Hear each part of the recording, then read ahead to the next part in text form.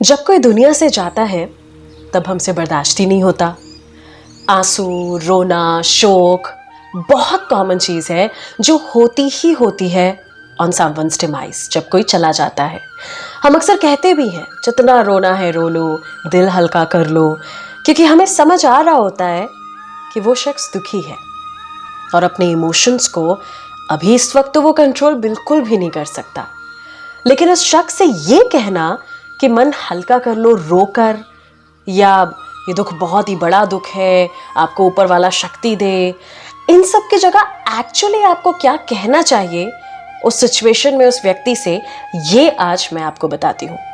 गीता में लिखा है, वही आपके साथ शेयर करूंगी।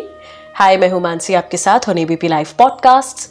यह है गीता अनप्लग्ड, जहां रोजाना मैं आपके लिए गीता के किसी ना किसी एक चैप्टर से एक श्लोक लेकर आती हूँ, विद जस्ट वन मोटिव कि इस भागती दौड़ती दुनिया में ठहराव लाएं अपनी लाइफ में, गीता को इम्प्लीमेंट करके। ये लाइफ जो है वो आखिर किस लिए मिली है हमें, ये समझें गीता से। और चूंकि हर कोई कहीं ना कहीं मोटिवेशन की तलाश में ही है, ढूंढ ही रहा है, तो क्यों ना Krishna, who is the greatest motivational गुरु, उनसे जाने आखिर कैसे अपनी नैया पार लगाए। तो आज गीता के जिस चैप्टर से श्लोक लेकर के आई हूं वो है फ्रॉम चैप्टर 2 श्लोक 28 यानी कि वर्स 28। क्या कहता है, पहले संस्कृत में जानते हैं।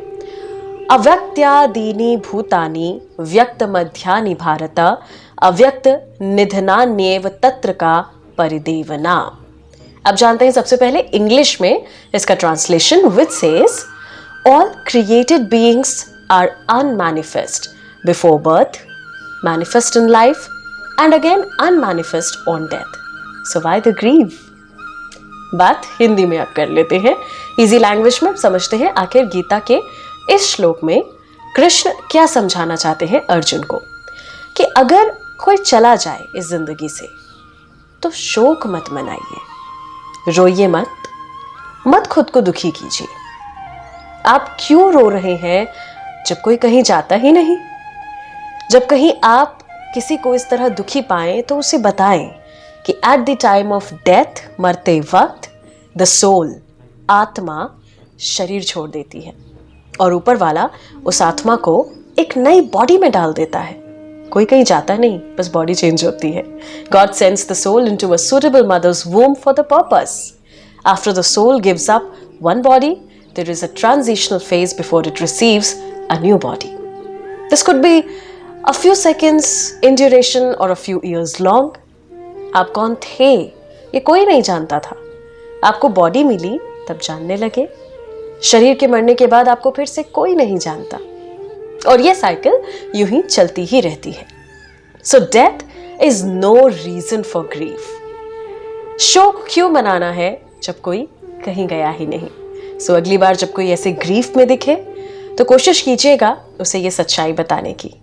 दिक्कत क्या है कि we don't speak about death because we associate it with negativity and consider it ominous, अशुभ समझते हैं। So start speaking about it and there will be no grief. आज गीता अनप्लग्ड में इतना ही। मुलाकात कल फिर से करेंगे। गीता के किसी न किसी एक चैप्टर से आपके लिए एक नया श्लोक लेकर के आऊँगी, उसका मीनिंग बताऊँगी। सबसे पहले संस्कृत में श्लोक जानेंगे कि क्या कहता है, देन इंग्लिश और हिंदी ट्रांसलेशन जानेंगे, और गीता अनप्लग्ड में गीता की मदद से हम अपनी लाइफ को थोड़ा सॉर्टेड बनाने की कोशिश करेंगे। अगर आप भी कुछ जानना चाहते हैं लाइफ के किसी भी पहलू पे, गीता में क्या लिखा है, अगर ये भी जानना चाहते हैं, आप हमें कमेंट बॉक्स में ज़रूर से बता सकते हैं। मैं हूं मानसी, आपके साथ ऑन एबीपी लाइव पॉडकास्ट।